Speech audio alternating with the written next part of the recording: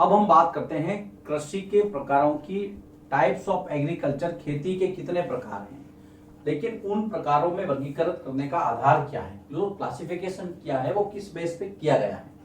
तो सबसे पहले हम जो कृषि के प्रकारों में पढ़ेंगे तो आधार क्या है, एक तो भौगोलिक दशा कि वहां की भौगोलिक दशाएं क्या है, भूगोल कैसा है वहां का, जमीन कैसी है, जलवायु कैसी है, इस तरह से ना।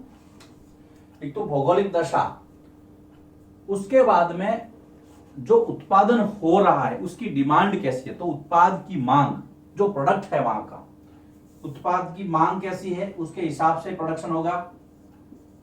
जो भी फसल आप पैदा कर रहे हैं उसकी डिमांड कैसी है, भौगोलिक दशा, उत्पाद की मांग, वहां पर जो लेबर लग रही, जो श्रम शक्ति है वो ज्यादा है या कम है, तो श्रम, जिसको आप मजदूर भी कह सकते हैं लेकिन हमारा श्रम नाम से इस्तेमाल, जो लेबर लग रही है वो।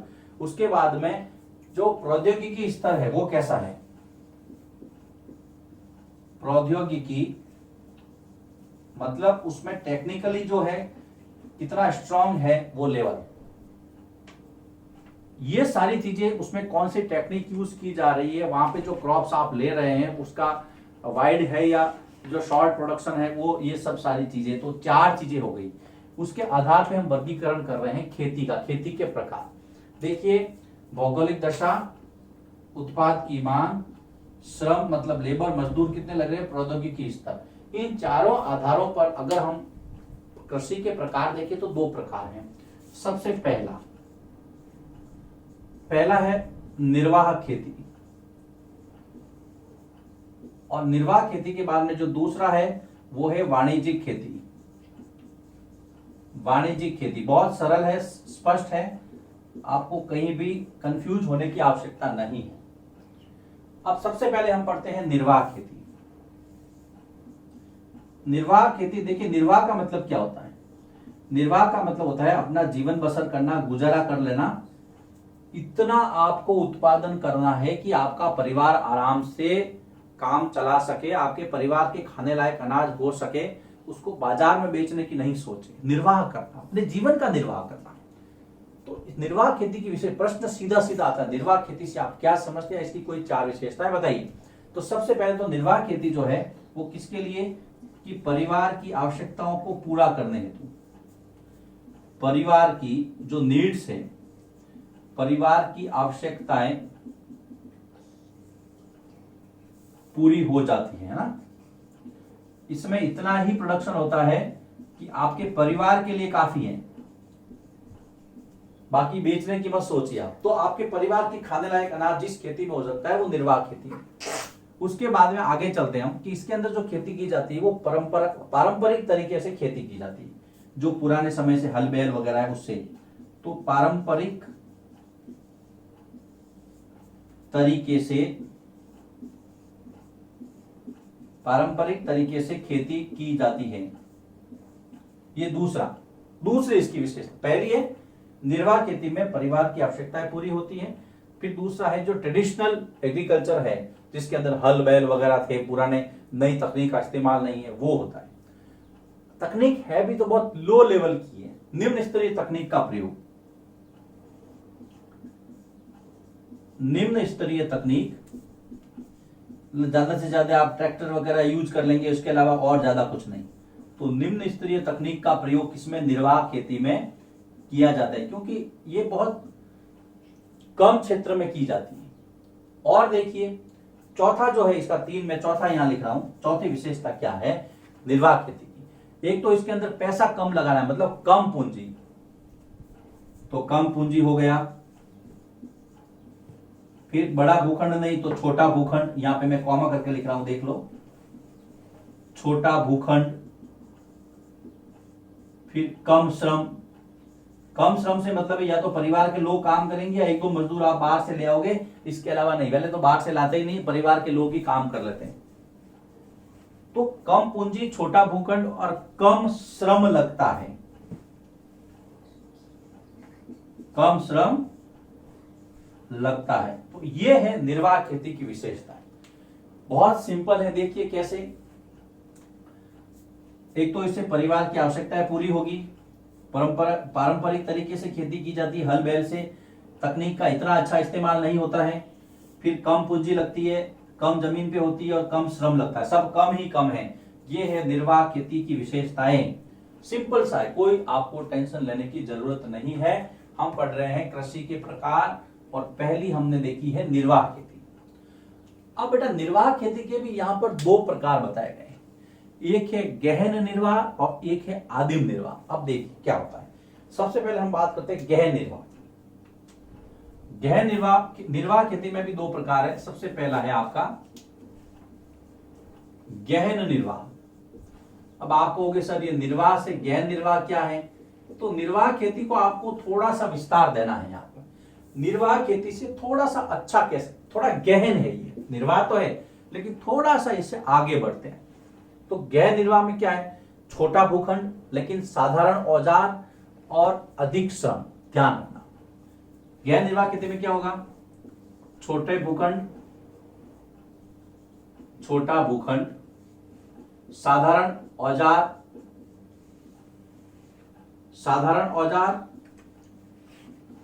तथा अधिक श्रम।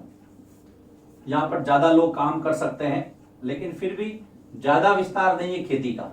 भूखंड छोटा ही है, औजार भी साधारण है, अधिक श्रम से खेती की जा सकती है। वर्ष में एक से अधिक फसलें उगाई जाती है इस गहन निर्वाह में।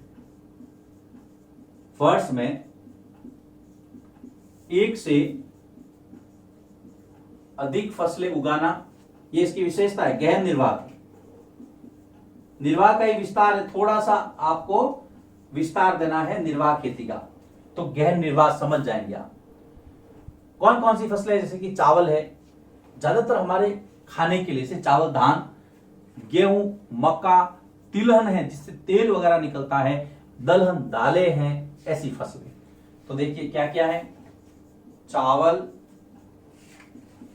गेहूं, मक्का, तिलहन मतलब जिससे तेल निकलता है, वे बीज जिससे तेल प्राप्त होता है। दलहन मतलब सभी प्रकार की दालें, दलहन जैसी फसलें। ये गहन निर्वाह खेती है। हम में से ज्यादातर लोग ये करते हैं गहन निर्वाह। निर्वाह तो होता ही है लेकिन थोड़ा सा उसका विस्तार है, थोड़ा कुछ बच जाए तो मान लीजिए 1 बोरी, 2 बोरी, 10 किलो, 15 किलो हम बाजार में बेच भी देते हैं या आने वाले समय के लिए बचा कर रख देते हैं।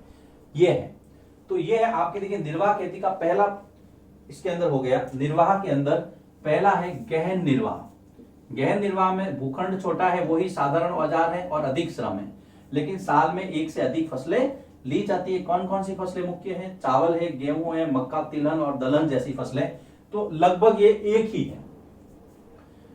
प्रश्न आएगा तो निर्वाह का आएगा या गहन निर्वाह का आएगा, दोनों का साथ में कभी नहीं आएगा, इसलिए आपके एक परिभाषा दोनों में काम आ जाएगी। अब हम आगे बढ़ते हैं। निर्वाह खेती का जो दूसरा प्रकार है, मैंने 2 प्रकार बताया ना निर्वाह खेती के, 2, एक तो गहन निर्वाह और दूसरा है आदिम निर्वाह। हम आदिम निर्वाह को पढ़ेंगे लेकिन उसके पहले आप इसको नोट कर लीजिए, फिर हम आगे बढ़ते हैं।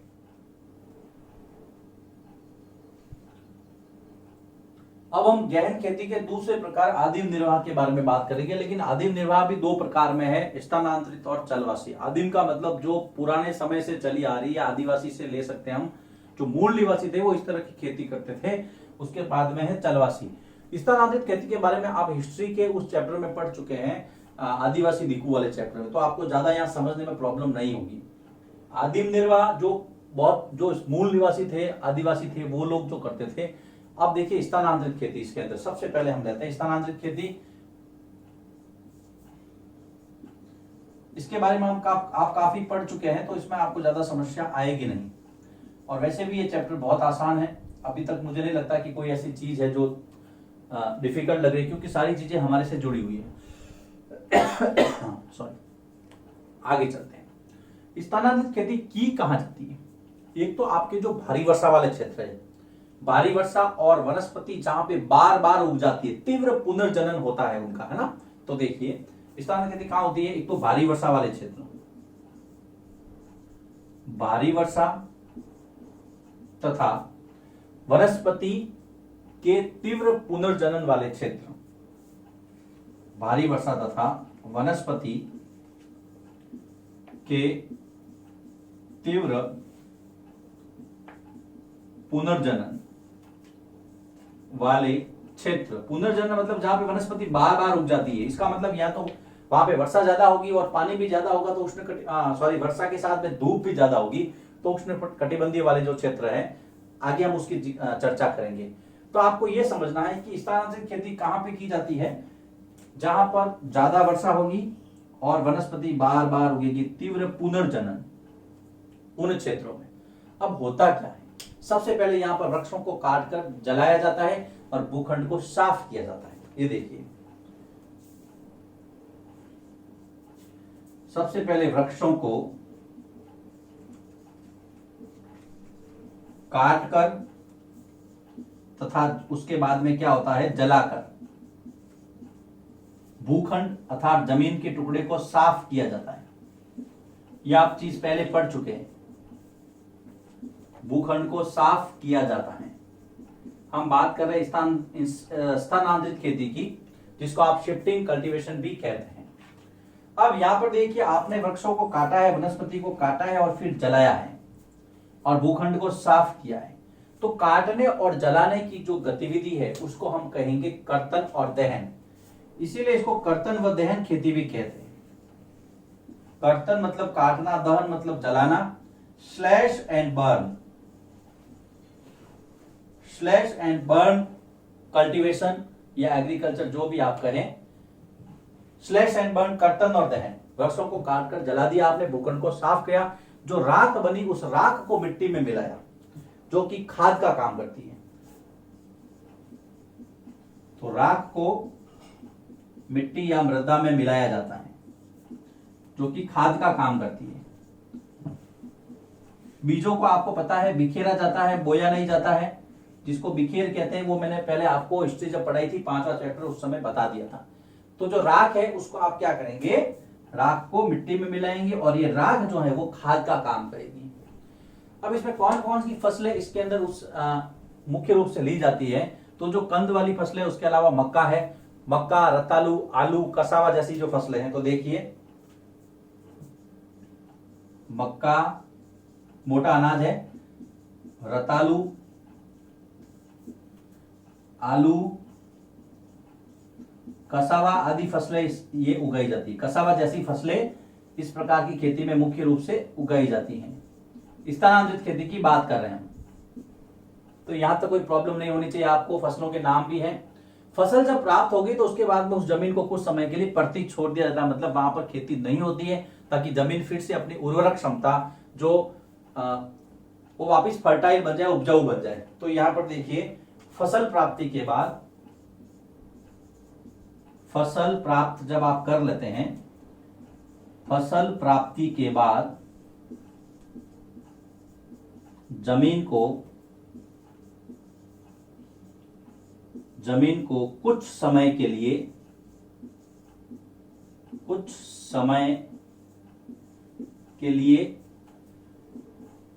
परती छोड़ दिया जाता है। परती का मतलब है कुछ समय उस पर कुछ नहीं बोना है, परती छोड़ दिया जाता है, परती छोड़ दिया जाता है। ओके, ये है स्लैश एंड बर्न। फसल ले लिया आपने, अब इसको आप थोड़े समय के लिए इसको छोड़ दो, परती छोड़ दो। अब कौन कौन से वे क्षेत्र है जहां पर ये फसल प्राप्त होती या फसल स्थानांतरित खेती की जाती? तो आपको जैसे जो जंगल वाले क्षेत्र है, जहां पे फॉरेस्ट ज्यादा है, वहां पर तो होगी, लेकिन जो जैसे हम कुछ प्रॉपर नाम ले ले, जैसे कि अमेजन बेसिन के सघन वन क्षेत्र है ना, अमेजन बेसिन 7th क्लास में आपने पढ़ रखा है, बहुत सारा फॉरेस्ट एरिया है। अमेजन बेसिन के वे क्षेत्र जहां पे बहुत सारे जंगल है, जंगल वाले क्षेत्र। फिर उष्ण कटिबंधीय अफ्रीका वाला क्षेत्र, दक्षिण पूर्व एशिया, और भारत में अगर मैं कहूं तो उत्तर पूर्वी भारत, नॉर्थ ईस्ट।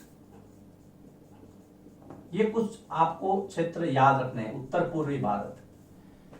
जब मैंने आपको इस समय ये स्थानांतरित खेती पढ़ाई थी उस समय, तब मैंने आपको इसके कुछ विशेष नाम बताए थे ना। जैसे इस स्थानांतरित खेती को ब्राजील के अंदर क्या कहा जाता है, तो याद आया आपको, ब्राजील में इसको रोका कहते हैं, मलेशिया में क्या कहते हैं इसको, मलेशिया में लदांग कहते हैं, मैक्सिको में क्या कहते हैं इसको, मैक्सिको में मिल्पा कहते हैं, और उत्तर पूर्वी भारत में इसको क्या कहते हैं, उत्तर पूर्वी भारत में इसको कहते हैं झूम खेती। तो इसके बहुत सारे नाम देखिए, ये चारों नाम आपको अभी याद करने हैं। उस समय तो मैंने कहा था कि आपकी इच्छा पे निर्भर करता है, लेकिन अभी कंपलसरी आपको याद करने हैं। झूम खेती किस कहां पे कहते हैं इसको, उत्तर पूर्वी भारत में। किसको, स्थानांतरित खेती को। ब्राजील में इसको क्या कहते हैं, रोका, मलेशिया में लदान, मैक्सिको में मिल्पा कहते हैं। इसके अलावा इस स्थानांतरित खेती को शिफ्टिंग कल्टीवेशन भी कहते हैं, शिफ्टिंग कल्टीवेशन है ना, शिफ्टिंग कल्टीवेशन भी कहते हैं इसको। इसके अलावा आप देखिए कर्तन और दहन, स्लैश एंड बर्न भी कहते हैं। स्थानांतरित खेती, झूम खेती, रोका, लदान, मिल्पा, बहुत सारे नाम है इसके। तो ये सारी चीजें हैं स्थानांतरित खेती के बारे में आपको पता रखनी है।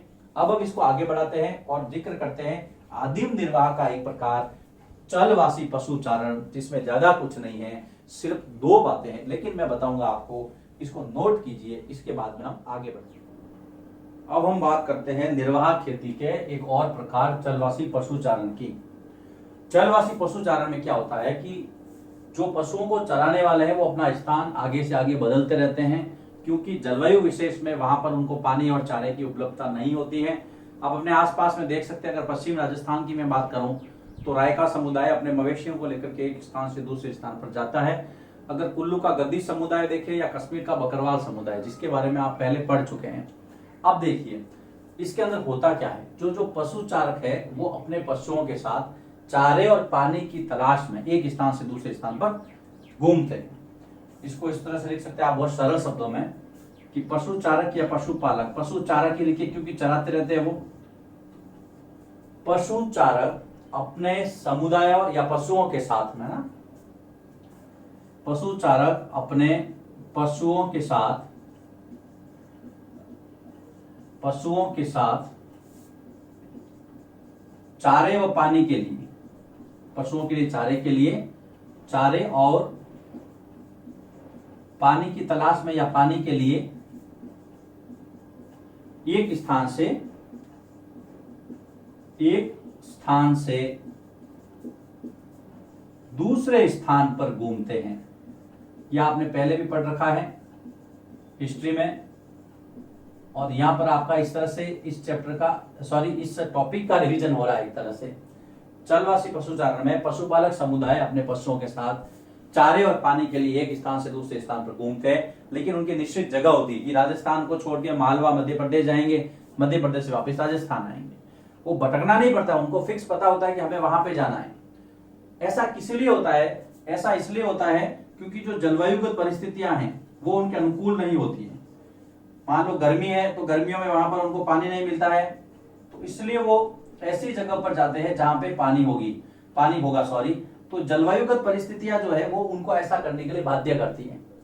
अब वो क्या करते हैं, अपने जो भी उनके साथ पशु है, चाहे वो गाय भैंस जिसको आप मवेशी कहते हैं, भेड़ है, ऊंट है, बकरी है, उनके साथ में वो एक स्थान से दूसरे स्थान पर जाते हैं। गाय, भैंस, भेड़, बकरी, ऊंट, खास करके ऊंट और बकरी वगैरह ये ज्यादातर ले जाते हैं। कहीं कहीं याक भी है पहाड़ों के अंदर, बकरियां भी है। इस तरह से ये इनके साथ में एक स्थान से दूसरे स्थान पर जाते हैं। क्यों? क्योंकि उनको दूध, मांस, ऊन, खाल, चमड़ा ये सारी चीजें देते हैं। तो चलवासी पशुचारण में इतना ही है। अब कुछ ऐसी जगह चिन्हित करते हैं जहां पर ये है। तो देखिए, एक तो सहारा अफ्रीका के अंदर, सहारा के शुष्क और अर्ध शुष्क, सूखे और अर्ध शुष्क स्थान, यहां पर ये गतिविधियां ज्यादा होती है। लोग पानी की तलाश में, चारे की तलाश में एक स्थान से दूसरे स्थान पर जाते हैं। मध्य एशिया, फिर अगर भारत के अंदर देखें तो राजस्थान, कश्मीर, हिमाचल, इस तरह से है ना। तो ये छोटा सा टॉपिक है, कौन सा, चलवासी पशुचारण क्या है। तो आपको इसमें पता रखना है चलवासी पशुचारण में ये इसकी थीम है कि पशुचारक अपने पशुओं के साथ में चारे और पानी के लिए एक स्थान से दूसरे स्थान पर घूमते रहते हैं। कुछ जगह बताई है, सारा के शुष्क और अर्ध शुष्क क्षेत्र है, साथ ही मध्य एशिया, राजस्थान और कश्मीर। ऐसा किस लिए क्यों होता है उनके साथ में, क्योंकि जलवायु उनके अनुकूल नहीं होती है, तो इसलिए उसको चेंज करने के लिए वो एक स्थान से दूसरे स्थान पर अपने मवेशियों को, गाय भैंसों भेड़ बकरियों को लेकर के जाते हैं। इसके बाद में हम अगला जो टॉपिक लेते हैं वो है वाणिज्यिक खेती। देखिए इसके नाम से स्पष्ट है, वाणिज्यिक मतलब व्यापार करना। ऐसी खेती या कृषि का वो प्रकार जिसके अंदर व्यापार को प्राथमिकता दी जाती है, जीवन निर्वाह के लिए नहीं। निर्वाह खेती हो गया, आपको जीवन का निर्वाह करना है, दैट्स ऑल। अब आपको बिजनेस करना है, थोड़ा आगे सोचना है।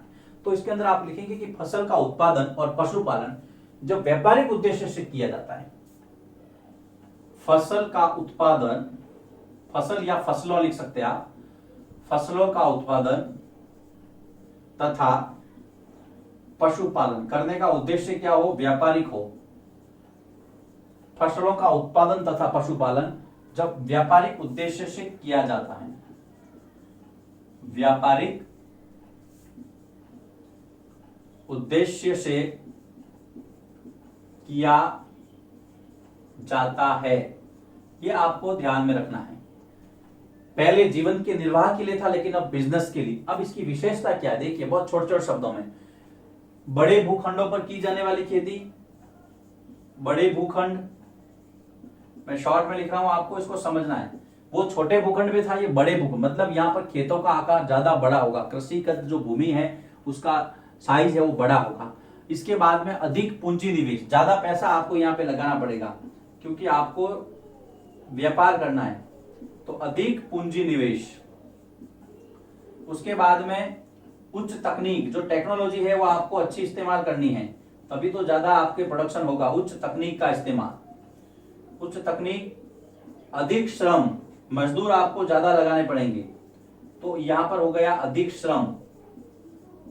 तकनीक अच्छी है, ज्यादा पैसा है, अधिक श्रम है, ये सारा आपको चीजें ध्यान में रखना है। ज्यादा मशीनरी का भी आपको यहाँ पे प्रयोग करना है। पांचवा मैं यहां लिख देता हूं, मशीनरी जो है, ट्रैक्टर है, कंप्रेसर है, ये मशीनरी आपको ज्यादा यूज करनी पड़ेगी यहाँ पर, किसमें, वाणिज्यिक खेती में। देखिए वाणिज्यिक खेती में बहुत अच्छे तरीके से बताया गया है कि क्या है वाणिज्यिक खेती की, जो फसलों का उत्पादन और पशुपालन अगर साथ में करते हैं, उसका उद्देश्य बिजनेस करना हो, आपके व्यापार करना हो। जब ये उद्देश्य लेकर के चलेंगे तो आपको बड़े भूखंड चाहिए, अधिक पैसा लगाना पड़ेगा, उच्च तकनीक का इस्तेमाल करना पड़ेगा, ज्यादा मजदूर लगाने पड़ेंगे, और जो मशीनरी है वो अधिक चाहिए आपके पास में। ये सारी चीजें, ये उद्देश्य, ये इसका परिभाषा और क्या कहते हैं, इसकी विशेषताएं हैं। तो यहाँ पर आप इसको लिखेंगे, फिर मैं वाणिज्यिक खेती के जो प्रकार है आगे उसको मैं आगे बढ़ाऊंगा। पहले इसको नोट कर लीजिए।